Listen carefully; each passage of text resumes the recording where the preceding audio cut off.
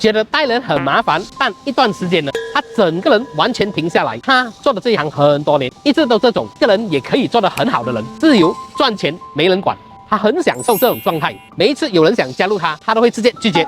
他讲我自己做更快啊，带人很麻烦的啦。但后来一段时间，我们发现了他整个人不太对了，不是业绩差。是他直接停掉啊，电话不接啊 ，message 没有 reply 啊，整个人好像消失了一样。后来才知道，他那时候经历了一件事情，一段9年的感情结束了。那时他第一次分手，失恋了整整3个月，什么都做不了。等他再回来，才发现一件事情，他一直追求的自由是不能停的。他只要一停，所有事情都跟着停，那不是自由，那是没有选择。后来他开始做一件事情，让自己就算停下来，收入还是不会影响，不是只是想自己做多少。